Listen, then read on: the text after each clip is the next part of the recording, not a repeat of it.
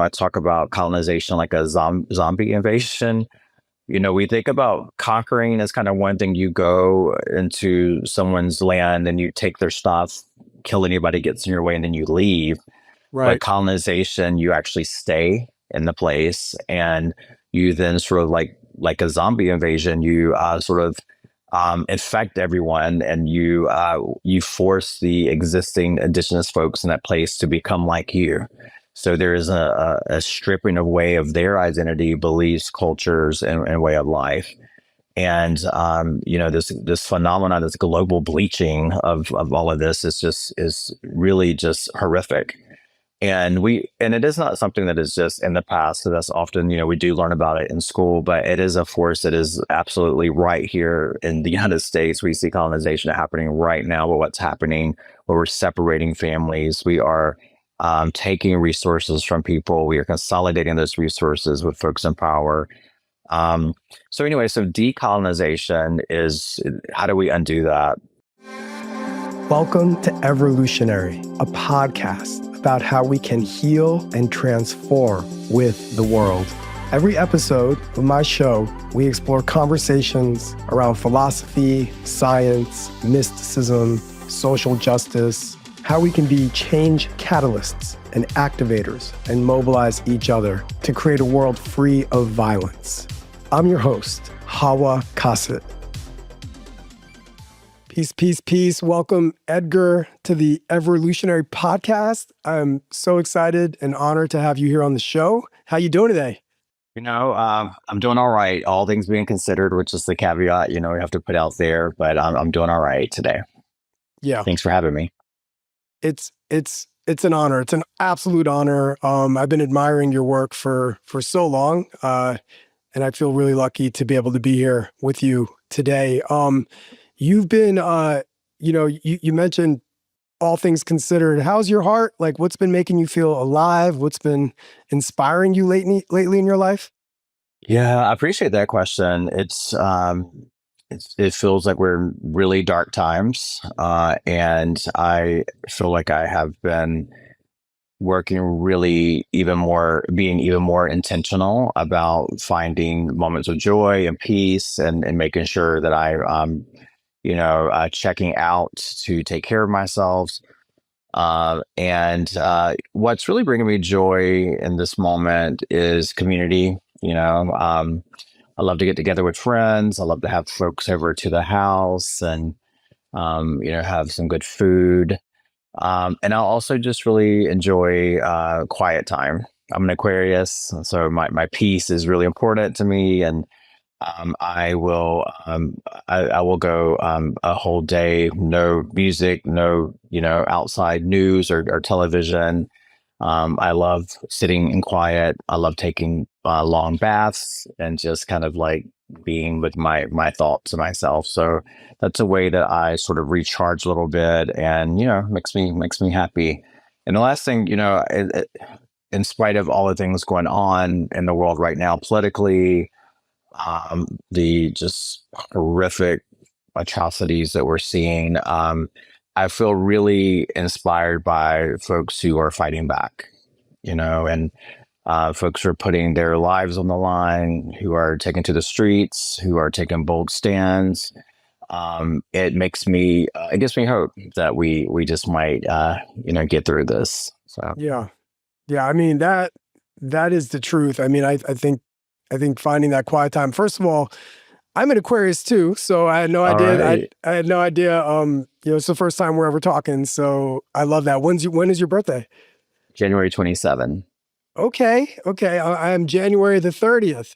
Okay, awesome. So we're 3 days away. This is starting to come together a little bit for me. Then I'm starting to understand the connection between your work and my work, because, like I said, I've always been really inspired by your writing and your authorship and your reflections on the planet. But for those that follow astrology and believe in some of that work, it's starting to come a little bit more together.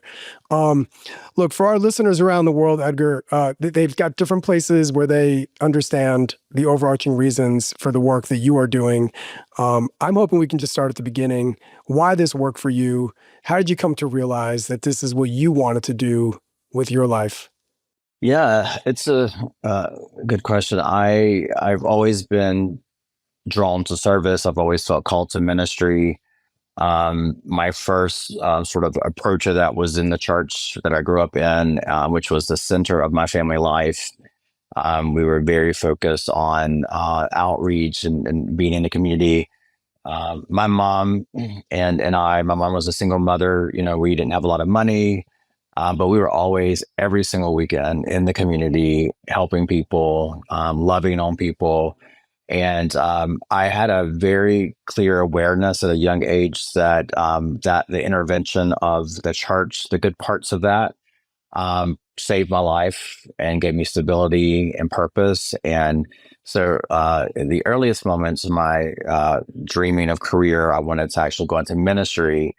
And long story short, I did not end up in that type of ministry, but I found myself in this ministry, and I was working in a nonprofit sector. I went to graduate school. I got recruited to a foundation. And that first job in philanthropy was where, at first, I didn't know that it was my calling. I wasn't sure. It was a very, strange experience that I talk about in my book.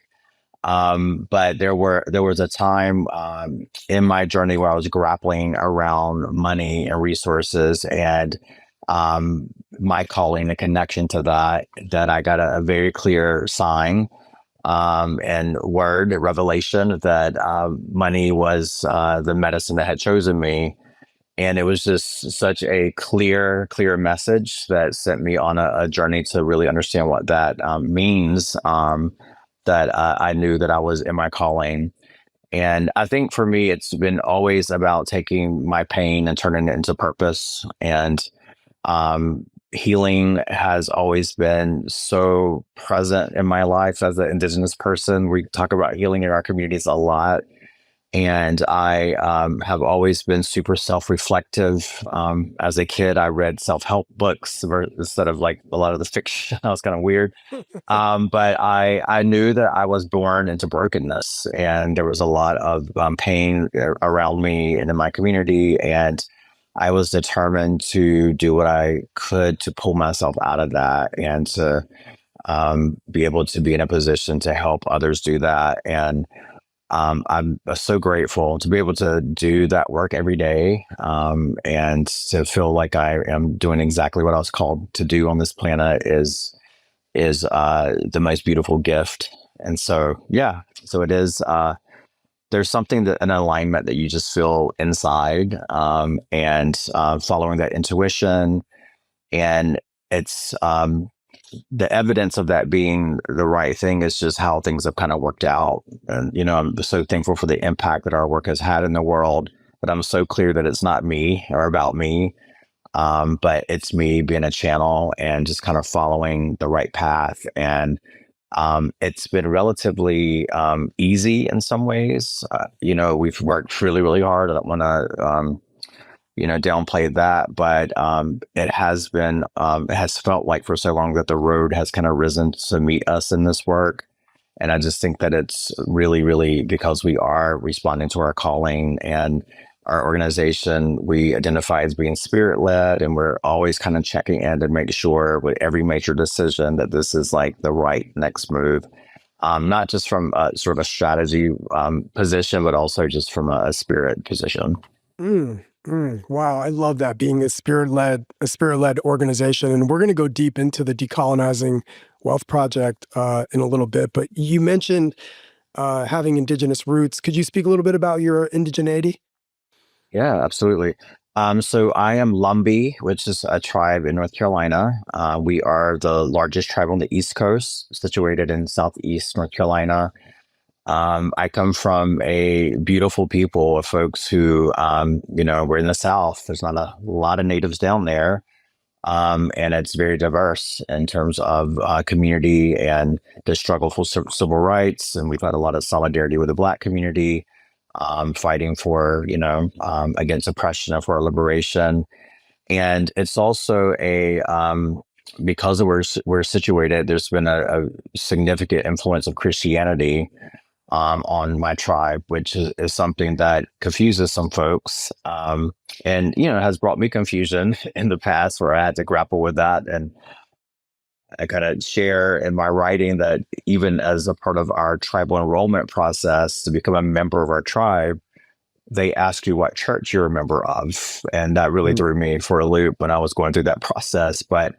Um, but it is being native is really in some ways having an identity crisis, at least in that situation, and in a world that tries to completely erase you constantly, and the history of genocide and erasure that we've had. So all of us are on this journey to like remember our original instructions and to decolonize and to really hold on to what we have.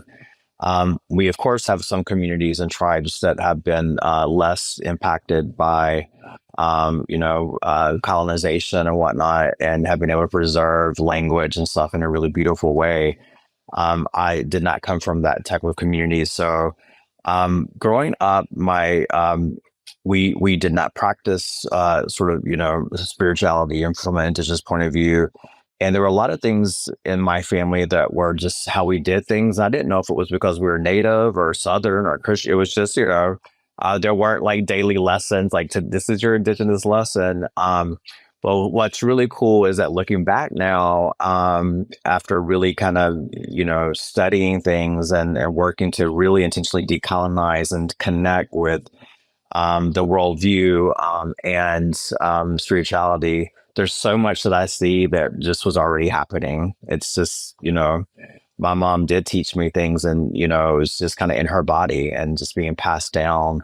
And, I haven't had a big aha moment like, oh, this is so different from who I thought I was, right? It really has been there kind of all along. So it has, when I got to college, that was really the first time that I was able to kind of deeply connect with an indigenous community.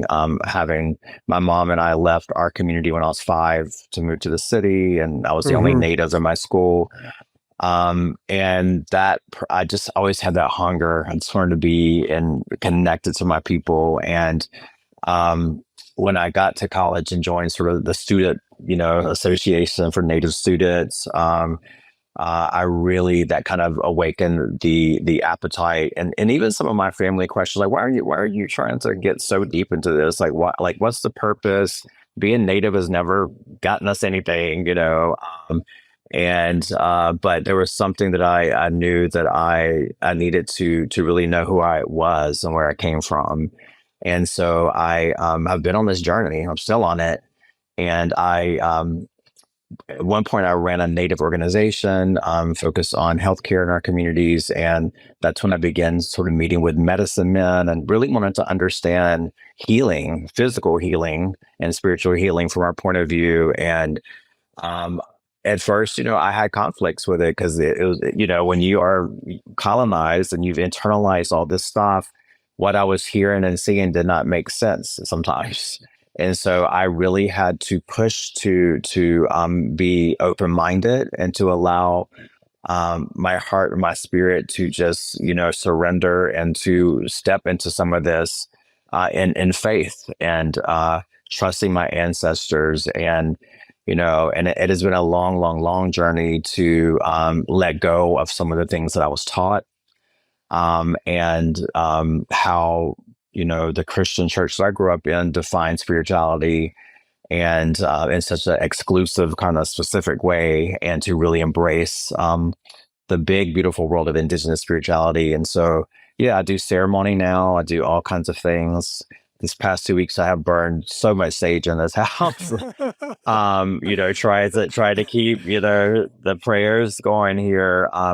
So I think that's what's really beautiful about any spiritual journey. It's always a journey, and it is stepping into something that we maybe can't see, or something that doesn't make sense necessarily to the to the mind or the ways that we've been taught.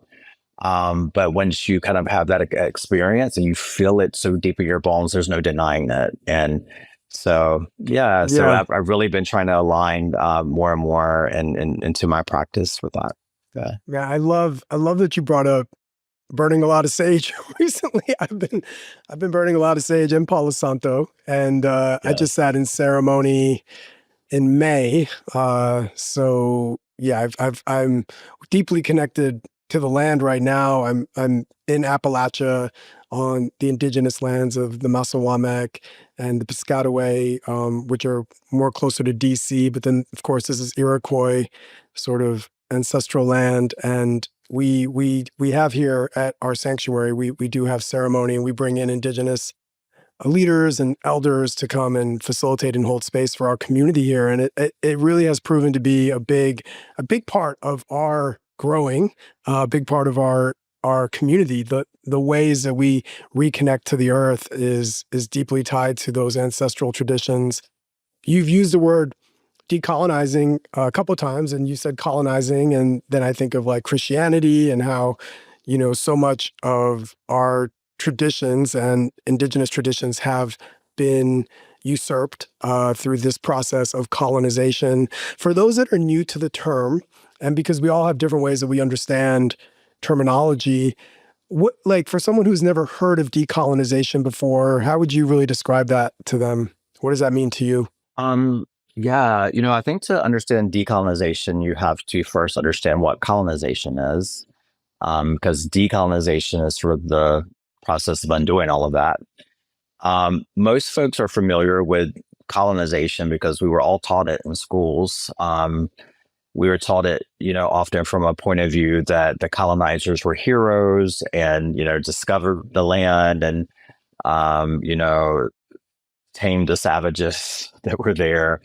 And it's really interesting, but what I've really come to understand about colonization, I mean, it is a force. It is a physical, violent force that is about extracting, controlling, dividing, conquering. And there's also a spiritual component to it that is really working to do the same thing. And it's deeply, deeply rooted to or connected to the idea of hoarding wealth and power. It's really what it's all about. And it's also, I say it's connected to spirituality because often these types of things that have happened and continue to happen are done so in the name of God or in the name of, some faith. And so I think that the force of colonization is both about money and about faith and spirit in some ways. And I sometimes, not to make light of it, but I talk about colonization like a zombie invasion. We think about conquering as kind of one thing. You go into someone's land and you take their stuff, kill anybody gets in your way, and then you leave. But Right. colonization, you actually stay in the place, and you then sort of like a zombie invasion, you sort of infect everyone, and you force the existing indigenous folks in that place to become like you. So there is a stripping away of their identity, beliefs, cultures, and way of life. And this phenomenon, this global bleaching of all of this is really just horrific. And it is not something that is just in the past. So that's often, we do learn about it in school, but it is a force that is absolutely right here in the United States. We see colonization happening right now, but what's happening where we're separating families. We are taking resources from people. We are consolidating those resources with folks in power. So anyway, so decolonization is, how do we undo that? Some folks really get super political about decolonization, and I'll support those points of view. I think that, it is inherently about restating or reinstating, I should say, the dignity and the sovereignty of indigenous peoples and returning back what was theirs. I do think that when we have a hardcore politic around decolonization in the context of the U.S., it's really challenging. I think it's impossible, really, to undo what has happened for hundreds and hundreds of years here. And so my simple sort of approach to thinking about decolonization is just the word healing. I think that what we can do is be educated and understand all the harm and trauma that has been caused by colonization, and then commit to a healing process. And in that work of healing, we can begin to have some of those shifts within our bodies, within our spirits, in the way that we view the world and our practices.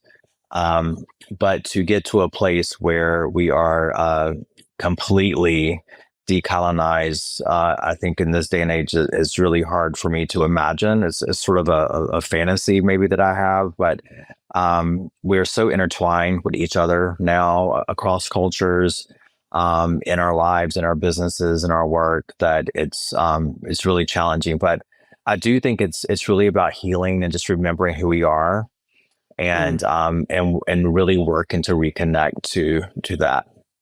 Yeah. Yeah. Oh, I so appreciate the way you lead with spirit. And you talk about healing when you talk about decolonizing. It's interesting though, because as much as you are referring to spirit and healing, there's a very tangible part of the work you do, which is what I admire so much. In addition to the spiritual healing piece that you hold up, this tangible piece where you have said like money as medicine, Mm. and money can be medicine. The work of the Decolonizing Wealth Project, it's been a global movement. You've helped like ignite this global movement around decolonizing wealth. And so this idea of connecting wealth and money to our emancipation and collective liberation is a really powerful concept, because it takes what can otherwise sometimes feel a little nebulous and woo-woo. It takes it and it makes it really tangible and real, because poverty is real.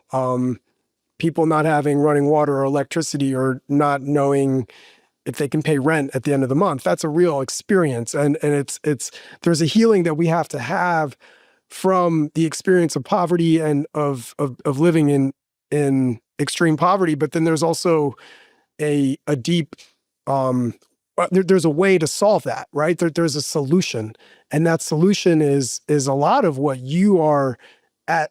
I mean, I call it like tip of the spear work. Like, I feel like you're at the tip of the spear at decolonizing wealth. So can you speak more about the Decolonizing Wealth Project? What does that idea mean to you? I know you launched it in 2018, so you're probably like 7 years old now. So, you know, you've been around for a hot minute.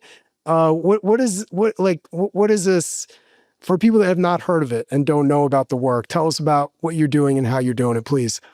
Sure.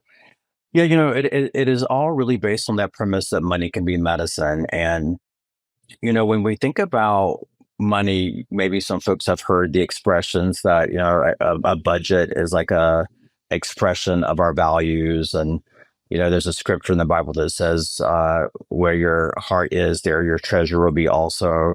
And so there's something about money, which is not a real thing per se, right? It's like this thing that we created, we gave value to as people to use as a form of exchange.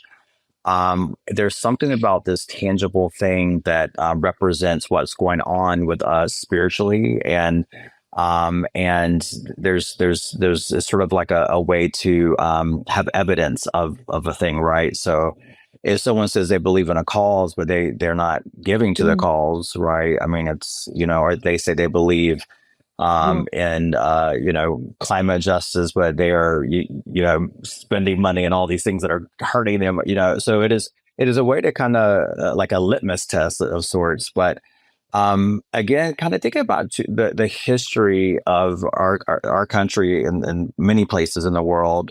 When we think about, you know, the taking of land from indigenous people, we think about the near genocide, we think about the enslavement of Black people, all of these things that have happened. It really was about money. You know, the enslavement of Black folks in this country is it literally created our economic system, you know, and so you cannot talk about liberation. You can't talk about you can't really understand oppression without understanding money in that. I always say to folks that are organizers who are working, you know, to push back on all types of things and, you know, stand up to all of the powers that be around different issues, you need to ask yourself, who is getting rich off of this oppression? You need to follow the money, because it's always about money. what's happening right now in America with the mass deportations, this, putting folks in this alligator Alcatraz and all these things that are happening. It's about money. People are getting rich off of this. And yes, there are races, there's hatred and evilness and all of it, but it is really about money. There's such a spirit and power behind that. Um, but what I learned in this journey when my elder said to me that the medicine that has changed you is money, that is actually not about the money itself. Again, it's about us. And we are the ones who make decisions. We create money, we decide how to spend it. And I just sort of explored this question that if the accumulation of wealth and all the horrible, traumas that result from colonization, how money has been made in this country, what if we could flip that on a paradigm and actually think about money being the thing that could help facilitate our healing and liberation? Mm. And so the idea is that if you can really go through the process of understanding this history, the origins of wealth, what our trauma and connection to money is, then you can actually use that power to just to shift things in your life to move towards healing. And so the work we do at Decolonizing Wealth Project is we work with wealthy individuals and families. We work with philanthropic organizations and corporations, and we take them really on sort of truth and reconciliation journeys. Our model is called reparative philanthropy, and we begin with interrogating the origins of their wealth, because often, philanthropy is very performative, and we are, folks are doing great things, and the press behind it, and but there's a lot that goes on behind the scenes with a lot of wealthy folks and organizations where wealth is causing harm. And even in the foundation world where I've worked, where we, making grants to amazing organizations is really important.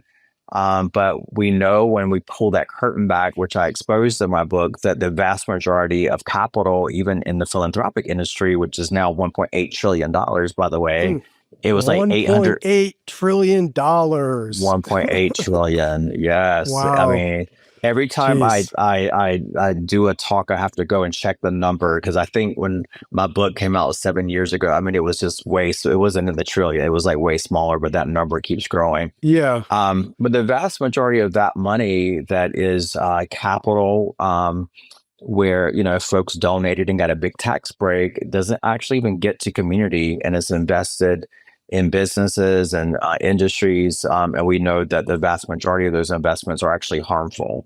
And so, we wanted to just tell the truth that while philanthropy is a good thing and it has supported amazing work, we see a lot of doing good with one hand while doing bad with the left. Right. Giving grants for criminal justice reform, but also investing in private prisons. And so you can't have a value and a conviction and a belief about something in the world and have some of your money or some of your actions to kind of support that, and then this other big part not supporting that. So we just wanted people to understand that they're digging into the origins of how wealth was accumulated is really a first step to liberation, and liberating the money and liberating the donor. A lot of folks with wealth in this country, have come to understand that their families owned slaves, enslaved people back in the day. And there's just a lot of guilt and things that folks have. And foundations that were created by corporations, when you dig into a lot of that history, it's a lot of shady things that went down. And this is not to drag people and hunt people down to smear their campaigns or beat them over the head.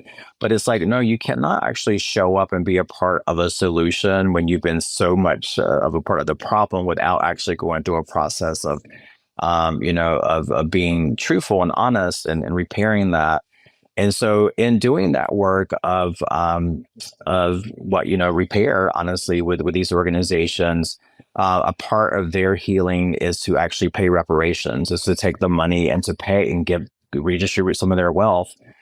It's not just about feeling good and taking the workshops and learning all the right words and shifting your strategies to be this, that, and the third, which all of that is important. But it's like, okay, now put your money behind these values and redistribute that wealth back.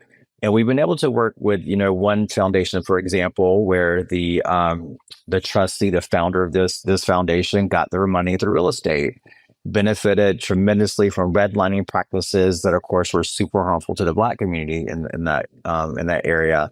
And now kind of bringing that to light and being honest about that. They are now taking, their money and trying to repair that and support affordable housing and relocate Black folks into the community and all of that. So there's something just really beautiful about that repair work that not only sort of restores dignity and brings repair to the communities that were harmed, but it's liberating and healing for the folks who have been suffering in a very different way from some sort of things that have been passed down connected to that money. And when we just kind of put it all out there in the open, it creates an opportunity for accountability, loving accountability, and healing and transparency. It's no different really from a friendship or a relationship. If you are in a partnership, you do something to betray or harm your partner, you can't just show up with the flowers and be like, everything, I'm sorry, and everything's gonna be all right. You have to, they're gonna be like, no, you need to understand what you did.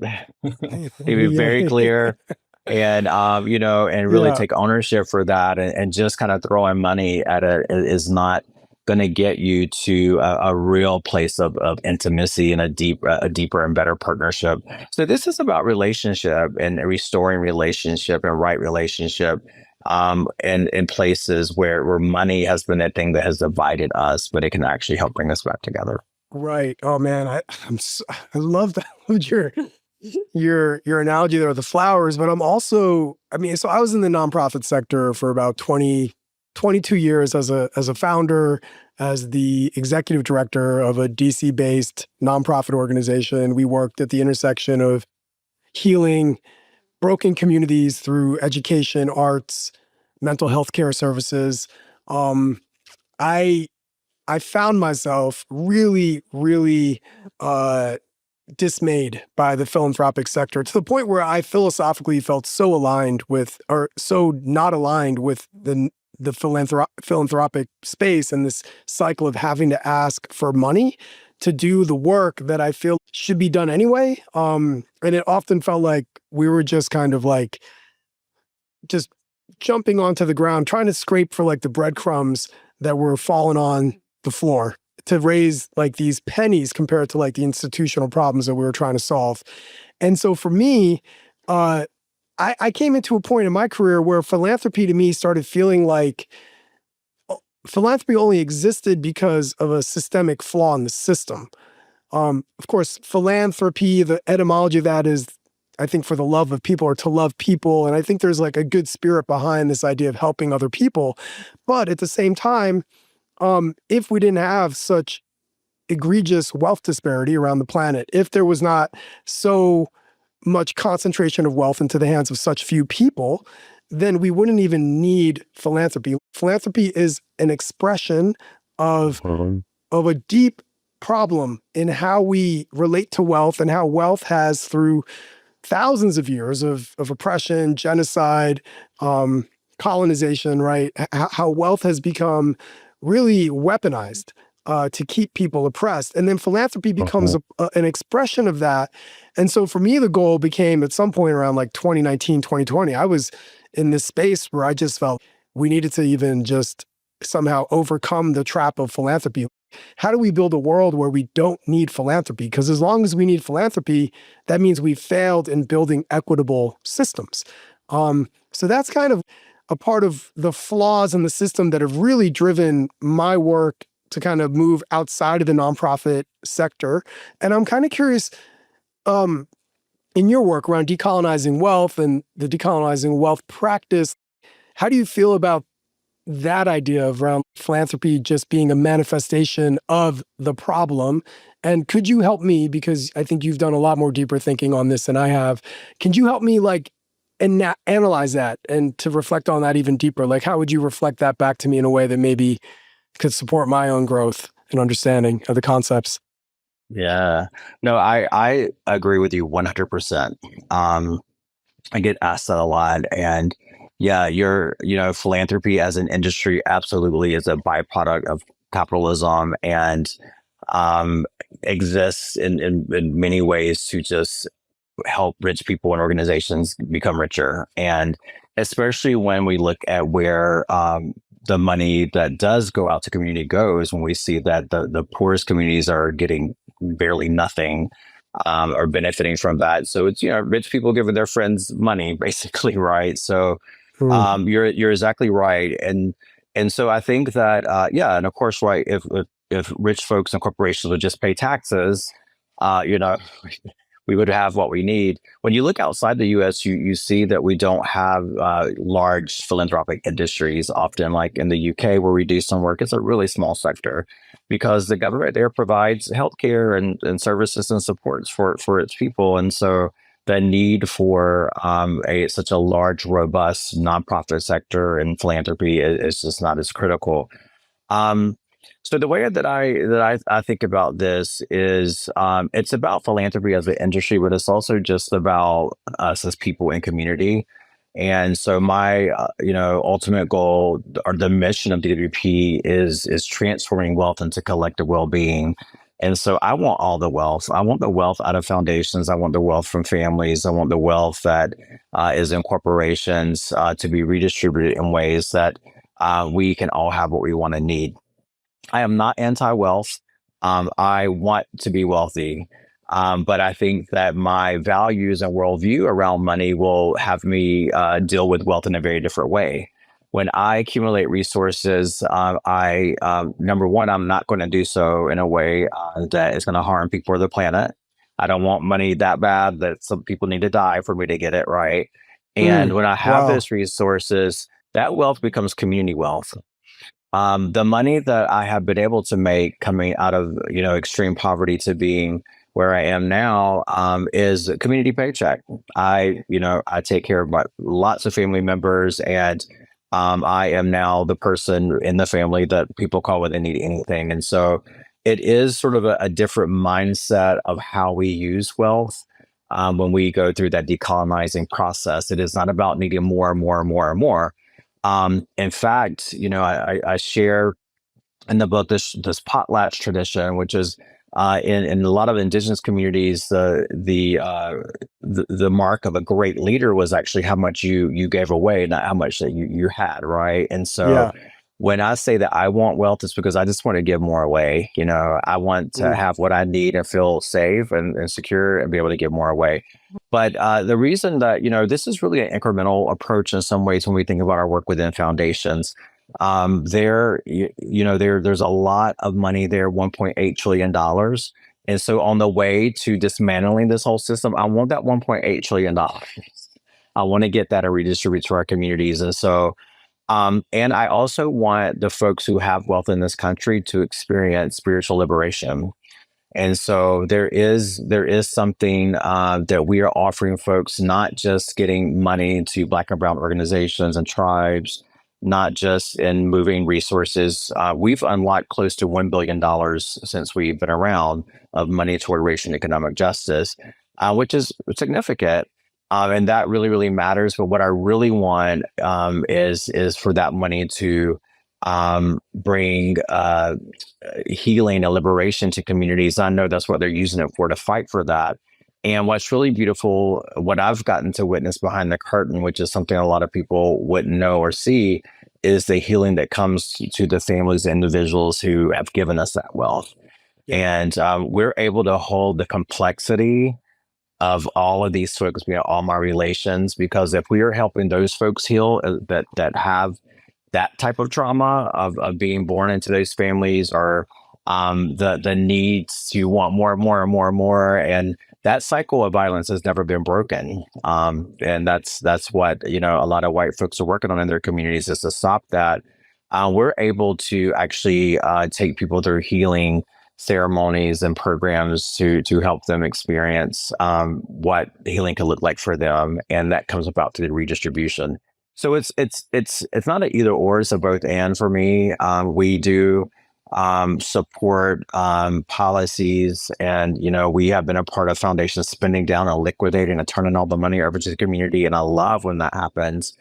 And I also celebrate when I get what I can for folks and I see people shifting, or folks deciding that we don't need to start why do we need to start a foundation? We can just give the money, So we are definitely inside an inside game in some ways. And we know that organizing happens inside and outside.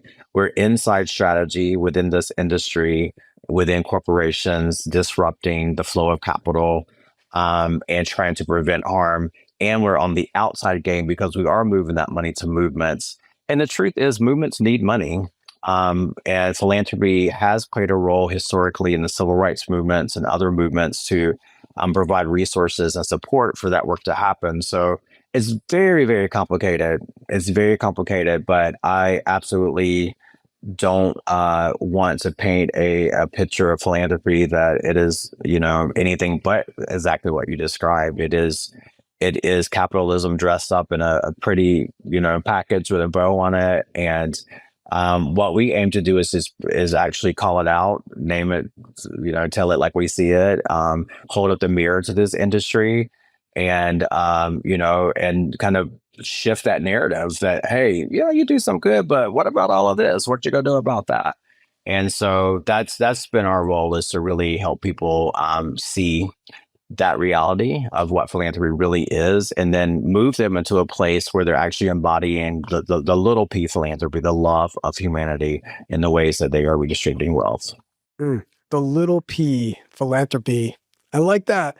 When I think of $1.8 trillion, right? And it's hard for probably any person, myself included. There's probably very few people that can understand the scope of what $1.8 trillion could possibly buy or create or solve in the world, right? So as somebody that's trying to absorb what you're saying, I'm thinking of $1.8 trillion that sits basically in bank accounts, on digital ledgers, and it sits unactivated. So I think of potential energy and kinetic energy. And I'm like, there's this potential energy. There's $1.8 trillion. Again, hard to fathom what that could buy, but $1.8 trillion of potential energy sitting there in bank accounts that is set aside for doing public good, that's supposed to be placed out into charity or into organizations that are out there in the front lines, nonprofits, social good organizations, human service organizations. And instead of being activated and turned into kinetic energy, it stays as potential energy. And then my heart goes to just kind of like that. There's a sorrow. I feel sorrow because I'm thinking to myself, right now, there's still children that are dying of malaria, of diarrhea. There's people that don't have access to healthcare. There's refugees around the planet that are sleeping outside. But there's situations around the planet that require immediate assistance, relief, injection of fiscal support, of monetary funding, and it just doesn't happen. Like, why? Why do they sit on all this money? Could we solve global poverty, for example, by activating $1.8 trillion? Could we lift everyone out of poverty? Could we give universal health care to the whole planet if this $1.8 trillion was activated? These are questions that are coming up for me. I don't know if you have any answers or responses to that, but they're just kind of my yearning for wanting to know, why are we not spending that money more quickly? It's a cornerstone sort of argument that we have in our work. Money that has been put aside for charitable use, that intended for public good, when you receive a tax benefit for giving that money, there should be a public benefit. And so it really is a policy issue, and it boggles my mind that I could put $1 million into a charitable account, get $1 million tax write-off, and that money could sit there and not see the light of day in community ever. And so those are things that Mm. need to be changed. What it's actually even probably a little bit worse than you described it, because the 1.8 trillion. Well, to be fair, some foundations are doing impact investing, or mobilizing some of that endowment towards mission aligned causes. But one of the last reports that I saw around how those resources were being used, these endowments of foundations, 86% of those resources were actually invested in harmful and extractive industries.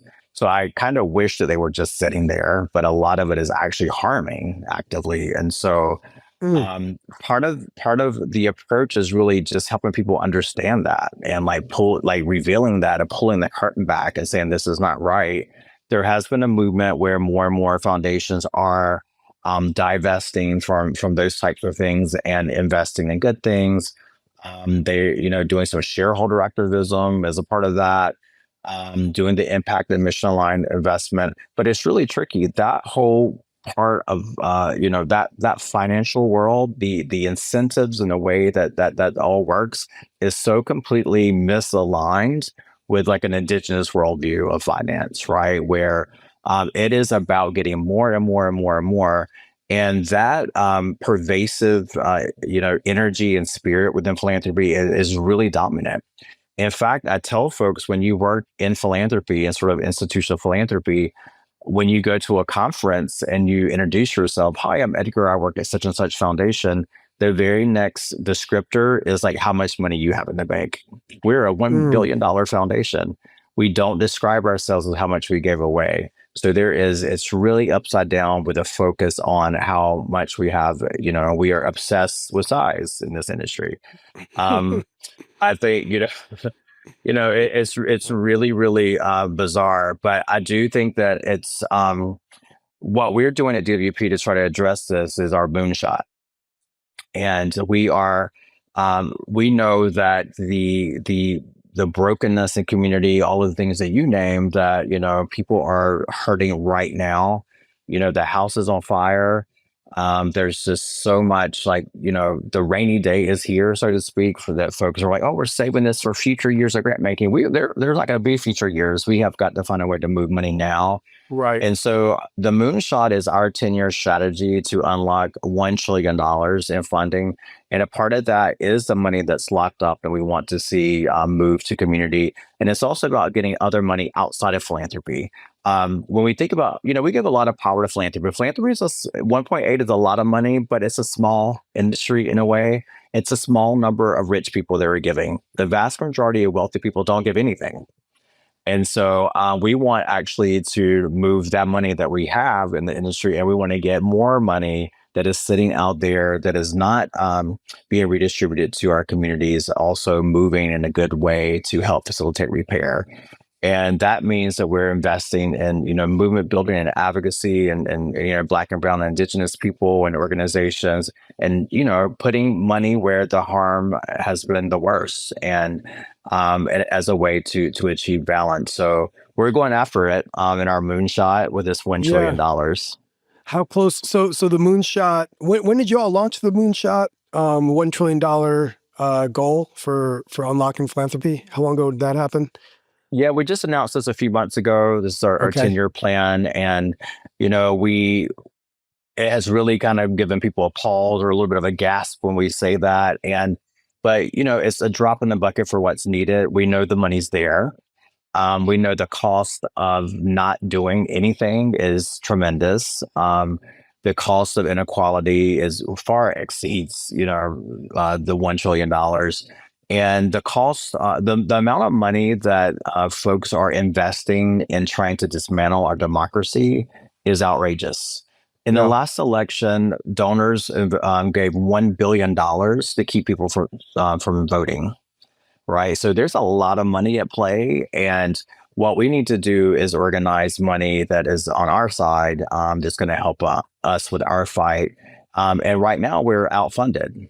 We are folks who are more conservative, give more actually than progressive wealthy folks. Maybe they have more, but there is a different way that folks are giving. And Donald Trump being in office today is an example of effective philanthropy.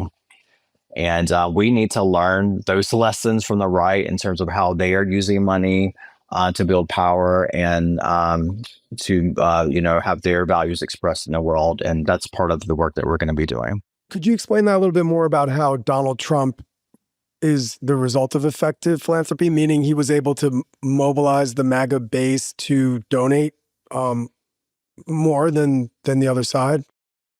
Well, it is, of course, in political elections, there's donations are extremely important, but it's not just about him and as a person and this election. It's about the ideology and the blueprint, this long-term vision with Project 2025. And for a long, long time, philanthropists on the right have been investing in leaders and creating this pathway to get their people in positions of power, and they've had a long-term view, and they give a lot of dollars. They give general operating support. They're not coming, to the different right-wing institutions and nickeling and diming them and picking them and controlling. They have a very shared vision for where they wanted the world to be over the last couple of decades, and they invested heavily in that. They were unified behind that, and that's what we're seeing now is the fruits of that vision and that type of investment. And so that paved the way for the dismantling of what I think of as a bit dismantling of our democracy. On our side, it's been really hard. Movements are very underfunded. Yeah. We it's pennies to the dollar for what we put into advocacy, and and I think our progressive donor community still has work to do to understand letting go of control. And even when we're aligned and we have the same politic, there is still that last stronghold of wanting to, be the person that signs the check and call the shots, and to, come in and people are funding all types of things that align with the different, the strategy needs to be worked on, and we just need a lot of money. We need a lot of money. I'm so tired as an Indigenous person seeing other people of color, Black women, and others like hold up this democracy with chump change. And people are tired and they're under resourced. And I have a friend who once said, "We want you to fund us like you want us to win." And so that's kind of what the moonshot is about. We want to move big, big dollars so that we have all the things that we need to be prepared to fight and to turn this thing around, and to have lots of healing and repair in the world. And it takes resource. And in doing so, again, it's about moving money, but it's also the spirit of how we're moving money. It's the how behind it, right? Of aligning our vision and our hearts around a common purpose. Yeah, I love that. And I mean, I think you just really hit right on the head. One of the reasons I became so disenchanted with the nonprofit sector. I mean, even running a $4 million nonprofit organization, in a lot of ways, you've kind of succeeded. Most nonprofits, they don't even make it past Right. $1 million is like, that's the glass ceiling for a large percentage of nonprofits. So to even be at $3 or $4 million, it's like, oh, wow, you've really succeeded. But then if you think about what that means in the larger scheme of the planet, and what corporations and multinational corporations and how much money they're moving and using to launch their initiatives and global projects, it's chump change. It's really like pennies in between the couch cushions that we're playing with. And some of our brightest, most passionate, and perhaps even eloquent leaders, they end up in the nonprofit sector. And we end up spending some of the most creative, energetic years of our lives, the formative years of our lives, in the community as community organizers and community activists, working in organizations that barely have 2 or 3 or 4 staff members. And so we're all wearing 7 or 8 hats, trying to like somehow make all the ends meet. And these are a lot of the leaders that have been sold a narrative, right? There's a narrative that if you want to change the world, if you want to make the world better, you go into the nonprofit space. Oh yeah, I mean, that's what I was told by my mentors in DC. I was told, oh, you want to do good in the community? You should start a nonprofit organization. That's what we do. And so then I started a nonprofit organization with some friends, thinking, well, this is what you do. You want to make the community better. You want to heal the community, start a nonprofit. And then you spend the next 20 years of your life writing grants and getting people to give you $20 or $50 or $100 checks.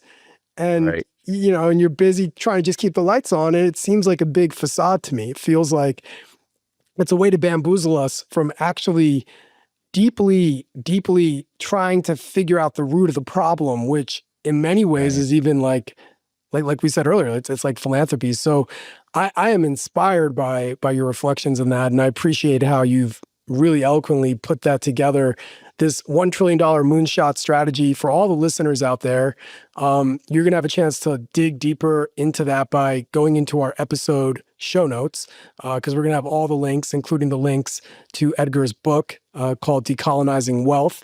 And I want to make sure that you can learn about it and support the Decolonizing Wealth Project in this ambitious and transformational effort, this global effort. But I'm really excited too about one other piece that you've been doing, Edgar. I mean, so much that I'm excited about, but you've recently launched a $20 million youth mental health fund. And you're focusing on culturally responsive care for youth.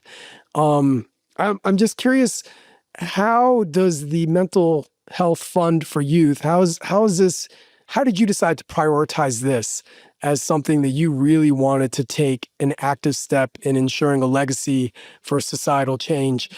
Tell us a little bit about this youth mental health fund and your work around mobilizing it. Yeah, so excited about it. No, we, again, our work is about, um, transforming wealth into collective well-being. And when we think about well-being in our communities, we gotta center young people, and they are, they have the vision for the future. And also, I can't imagine being an adolescent, a teenager right now in this day and age, or all that they have to experience. So we were really excited to receive these resources to launch this fund. We are so alarmed by what we have seen young people experience, the high rates of suicide in Indigenous communities, the high rates of anxiety, Mm. just all the things that we're seeing are deeply disturbing, and we know it's connected to history and racism and all of that. And a lot of folks don't realize, for Native young people, that culture for us is a protective barrier. And Western approaches sometimes to mental health will be really rigid and based only on sort of science and research. And not knocking that, some of that work is really important as well. But for many of us coming from communities that have been stripped of culture and identity, there's just something different, a different approach that's needed. And so we're really excited to support organizations who are bringing mental health supports to young people based on culture and their identities, and centering that. And so this fund will be supporting young people that are youth of color, and also LGBTQ youth. And it's just really exciting and beautiful. We have an advisory committee for all of our funds. The community comes together. We have committees that decide where those resources go and advise us on strategy. And for that fund, we also have young people who are at the table deciding who will get the funding, how much they would get, what the strategies need to be. And so it's really important.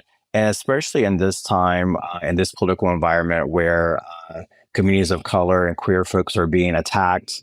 The federal government just shut down and defunded a national hotline that existed for queer youth, which was providing so much support and services. And so it's really important that we pay attention to what young people need and find the best ways to support them. And that's often through our cultures.